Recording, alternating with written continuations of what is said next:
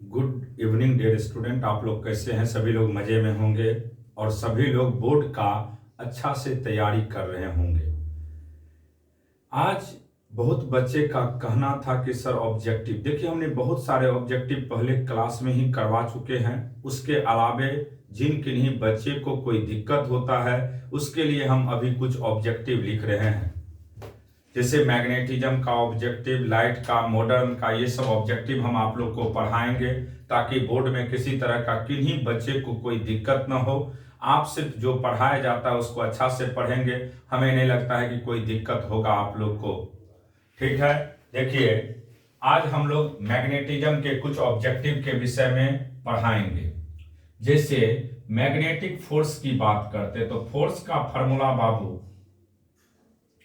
एक होता है म्यू नट बाय 4 पाई, दोनों पोल का pole strength, m1 m2 bye बीच के सेपरेशन का स्क्वायर। उससे पहले दो और चीज बता देते हैं आप लोग को मैग्नेटिक फोर्स के विषय में।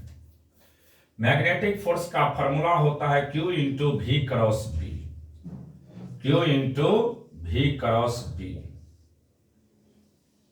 Magnetic force where F B हो गया आपको मैग्नेटिक फोर्स। मैग्नेटिक फोर्स भी हो गया वेलोसिटी, अब बी हो गया मैग्नेटिक फील्ड। मैग्नेटिक फील्ड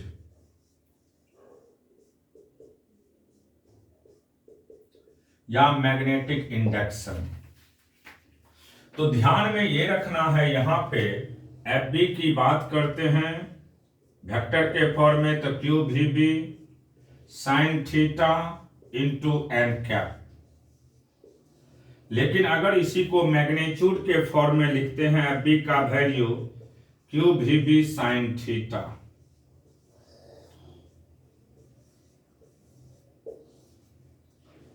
अब ध्यान से सुनेंगे, अगर मैग्नेटिक फील्ड परपेंडिकुलर होते हैं, क्या होते हैं? परपेंडिकुलर किस पे? वेलोसिटी पे। ये क्लियर हो गया। अब देखिए यहां से आपको और समझना होगा, अगर V और B एक दूसरे पे परपेंडिकुलर होते हैं तो यहां से मैग्नेटिक फोर्स का फॉर्मूला होगा QVB। QVB। अब ध्यान से सुनिए, अगर फोर्स और वेलोसिटी, या आप ये भी कह सकते हैं मैग्नेटिक फील्ड और वेलोसिटी एक दूसरे पे परपेंडिकुलर होते हैं तो इसका पाथ कैसा बनता है? सर्कुलर। याद रखिएगा, आप लोग ध्यान में इस चीज को रखना है। अगर V और B एक दूसरे पे परपेंडिकुलर है तो इसका पाथ कैसा होता है? सर्कुलर। देखिए इफ, यहां से हम एक कंसेप्ट निकालेंगे, बहुत इंपॉर्टेंट कंसेप्ट है, बराबर पूछे जाते हैं। If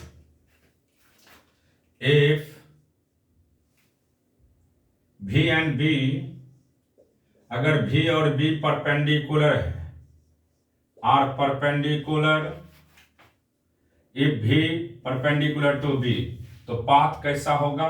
path is circular. Path is circular.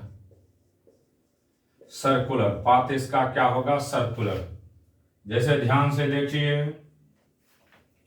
ये सर्कुलर पाथ है, इस तरह से बना रहे हैं इसका डायग्राम।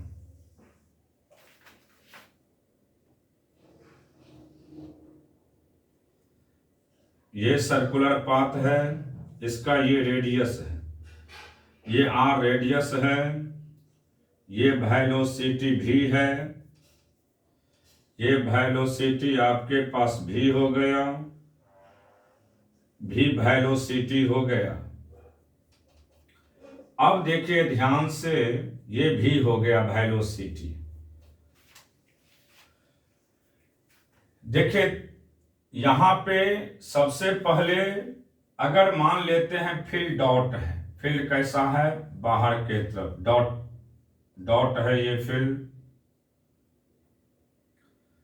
फील्ड डॉट है तो इसके चलते पाथ कैसा होगा, सर्कुलर, और फोर्स V क्रॉस B बाहर के तरफ है तो मैग्नेटिक फोर्स इधर लगेगा, और एक लगता है सेंट्रीपिटल फोर्स, वह किधर लगेगा, अंदर के तरफ। अगर कोई चार्ज पार्टिकल सर्कुलर पाथ पे घूमता है, अगर कोई चार्ज पार्टिकल सर्कुलर पाथ पे घूमता है तो याद रखिएगा सेंट्रीपिटल फोर्स बैलेंस करता है किसको, मैग्नेटिक फोर्स को। और यहां से mv² बाय रेडियस r बराबर qvb,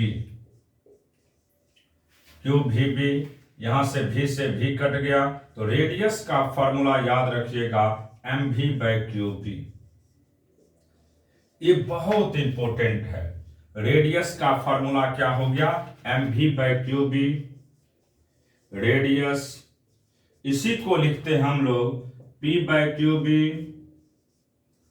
इसी को लिखते हैं √2m into kinetic energy, √2m into kinetic energy by qb, और इसी को लिखते हैं √2m q v naught by qb, where v naught को कहते हैं हम लोग एक्सेलरेटिंग वोल्टेज, एक्सेलरेटिंग वोल्टेज। इस पे क्वेश्चन हम क्लास में बहुत ज्यादा करवाए थे, सिर्फ याद रखिएगा रेडियस का फॉर्मूला r बराबर mv/qb, रेडियस का फॉर्मूला r बराबर mv/qb, या लीनियर मोमेंटम p/qb, या √2m into kinetic energy by qb, या √2m q v naught by qb, ये याद रखेंगे। इसी से आता है दो चीज, टाइम पीरियड। तो टाइम पीरियड बोर्ड में पूछे जाते हैं, तो टाइम पीरियड का फॉर्मूला रट जाना, t बराबर 2πm/qb। टाइम पीरियड t बराबर होगा, इसमें टाइम पीरियड t बराबर होता है 2πm/qb, 2πm/qb। Frequency, frequency new कहिए या एफ कहिए, फ्रीक्वेंसी होता है 1/टाइम पीरियड, फ्रीक्वेंसी का वैल्यू 1/टाइम पीरियड, तो यानी qb/2πm, qb/2πm। फ्रीक्वेंसी कहिए तो फ्रीक्वेंसी का वैल्यू, टाइम पीरियड बराबर बोर्ड में पूछता है, तो टाइम पीरियड का सिंपल फार्मूला होगा 2πm/qb, टाइम पीरियड का फार्मूला 2πm/qb, टाइम पीरियड का फार्मूला 2πm/qb, फ्रीक्वेंसी का फार्मूला qb/2πm।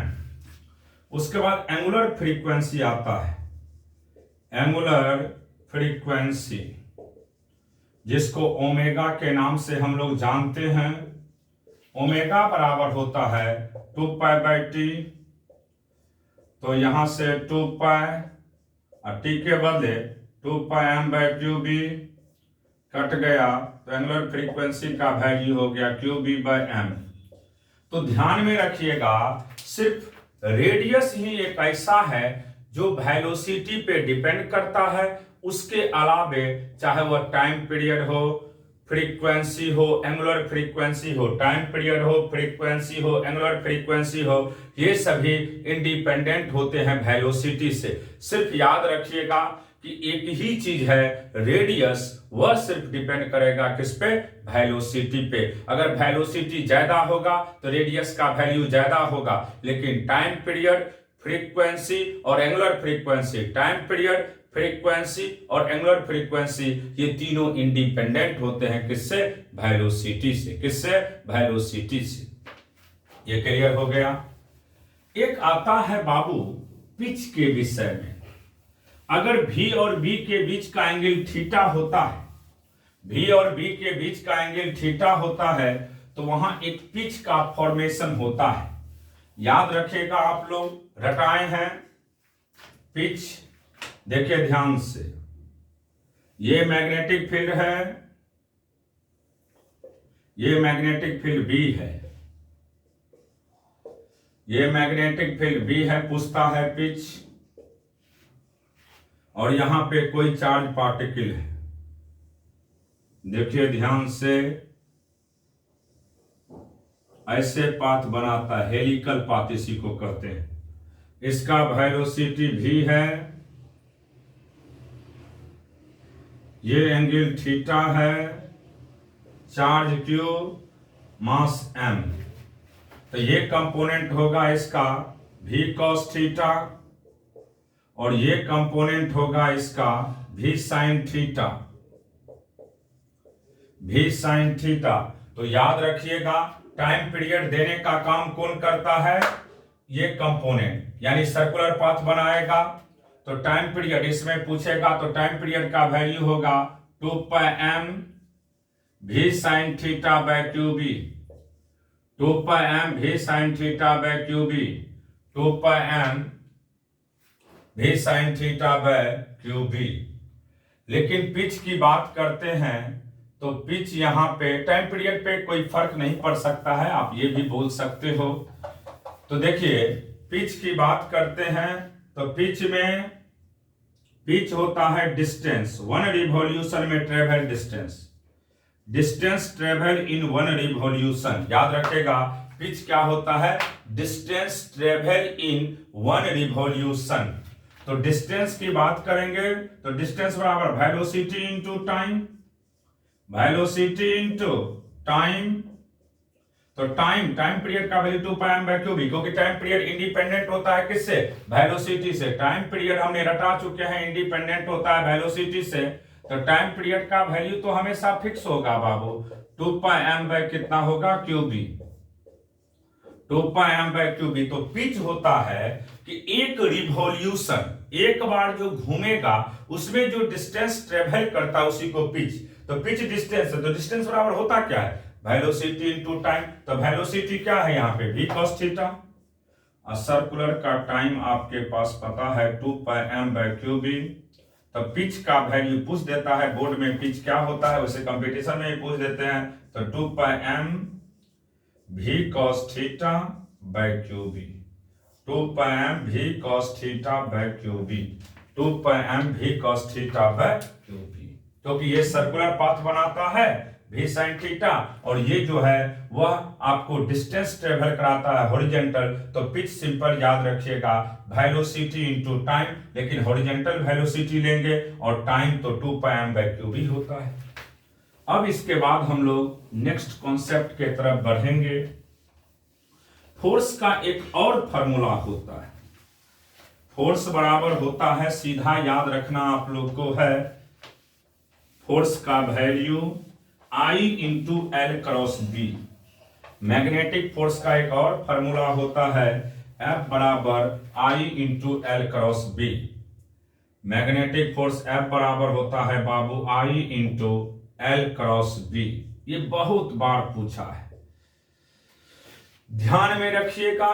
अगर कोई भी क्लोज लूप होगा, इन एनी क्लोज लूप, और फील्ड यूनिफॉर्म है, लूप कैसा है? क्लोज, तो वहां पे मैग्नेटिक फोर्स का वैल्यू क्या हो जाएगा? 0। क्यों? क्योंकि L जो लेते हैं in terms of displacement, in terms L equivalent in terms of displacement, in terms of displacement. किस टर्म में लेते हैं बाबू? डिस्प्लेसमेंट के टर्म में। तो याद रखना है, इन एनी क्लोज लूप, कोई भी क्लोज लूप हो, in any close loop, magnetic force F B का वैल्यू ऑलवेज क्या होगा? 0। कोई भी क्लोज लूप हो, ऐसे हो, इसमें भी 0, सर्कुलर हो 0, रेक्टेंगुलर टाइप का या स्क्वायर टाइप का हो तब पर भी 0। यानी कोई भी क्लोज लूप हो और आपसे पूछा जाए कि मैग्नेटिक फोर्स का वैल्यू क्या होगा, तो हमेशा याद रखिएगा 0। कोई भी क्लोज लूप होता है तो मैग्नेटिक फोर्स का वैल्यू ऑलवेज क्या होता है? 0। मैग्नेटिक फोर्स का वैल्यू ऑलवेज क्या होता है? 0। ये याद रखिएगा। इसके बाद देखिए, मैग्नेटिक डायपोल मूवमेंट को यहां 2 के नाम से जानते हैं, एक म्यू भी होता है और दूसरा एम भी होता है। Magnetic dipole movement, magnetic dipole movement.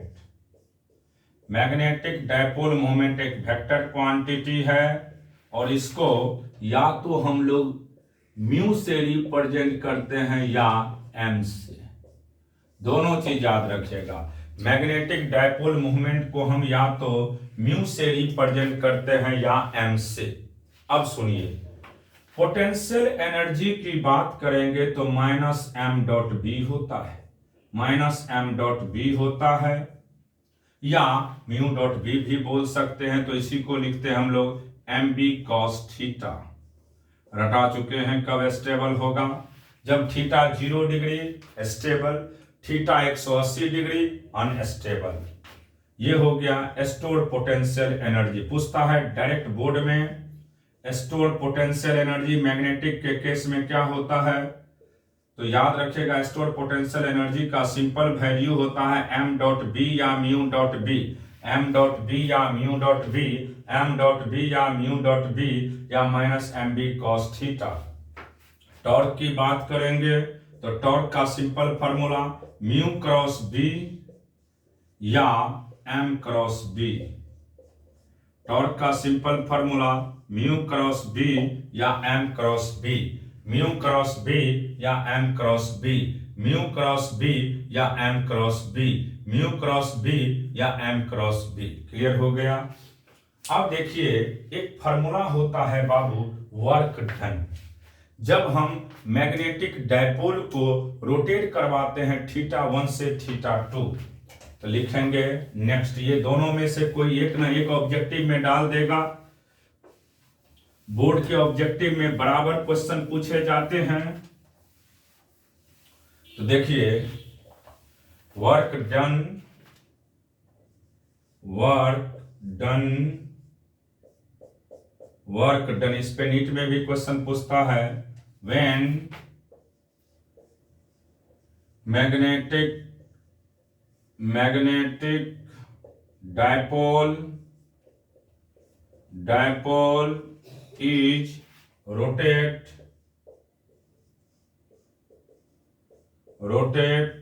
theta 1 to theta 2। तो याद रखिएगा वर्क डन का सिंपल वैल्यू होता है, चेंज इन पोटेंशियल एनर्जी भी कह सकते हैं। वर्क डन का simple value M B initial angle, तो cos थीटा 1 माइनस cos थीटा 2। वर्क डन का सिंपल फार्मूला याद रखिएगा एम बी इनिशियल एंगल, यानी मैग्नेटिक डायपोल मूवमेंट पहला केस में जहां रहेगा उसका एंगल, और जितना से रोटेट करेंगे उतना का एंगल। जैसे कहा जाता है कि पहले 0 डिग्री पे था, बाद में 60 डिग्री, तो cos थीटा 1 के बदले कितना लीजिएगा 0, और थीटा 2 के बदले 60। इस पे भी बहुत क्वेश्चन पूछे जाते हैं। तो वर्क डन का सिंपल फार्मूला याद रखिएगा M B cos theta 1 minus cos theta 2, M B cos theta 1 minus cos theta 2, M B cos theta 1 minus cos theta 2। इसको रट जाइएगा। तो ये जो था हमने मैग्नेटिक फोर्स के विषय में अभी पढ़ाए हैं, यहां से क्वेश्चन पूछे जाते हैं। सुनिए ध्यान से,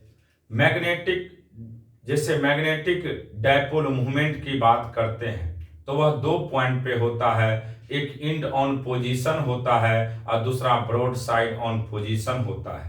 तो सबसे पहले अगर आपसे कोई पूछेगा इंड ऑन पोजीशन की बात, तो सिंपल याद रखिएगा B end on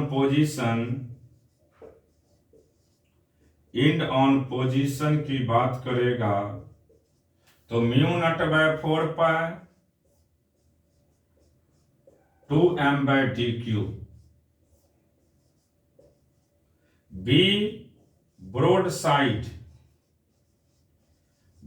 side on position की बात करेगा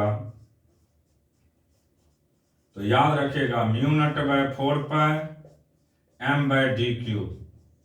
कभी कभी ये डाल देता है किसी जगह ऑब्जेक्टिव में। तो इंड ऑन पोजीशन दुगुना होता है किससे, ब्रॉड साइड से।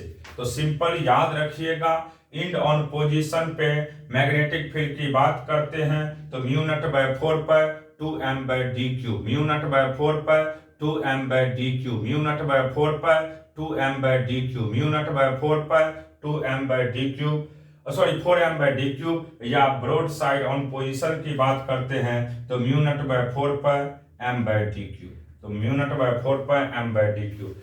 आज देखिए ये सब ऑब्जेक्टिव है। मेन इसमें आप लोग को हमें बताना होगा पैरामैग्नेटिक, फेरोमैग्नेटिक और उसके बाद क्यूरी पॉइंट, पैराडायफेरो के विषय में, क्यूरी पॉइंट के विषय में, हिस्टेरेसिस लॉस के विषय में।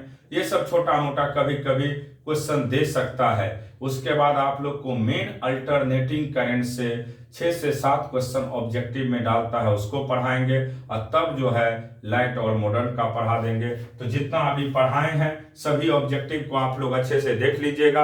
अगले दिन हम लोग इसके आगे और चर्चा करेंगे। कम कम ही अभी पढ़ाएंगे ऑब्जेक्टिव, धीरे धीरे ही इसको आगे बढ़ाएंगे। इसलिए जितना आज पढ़ाया गया है सभी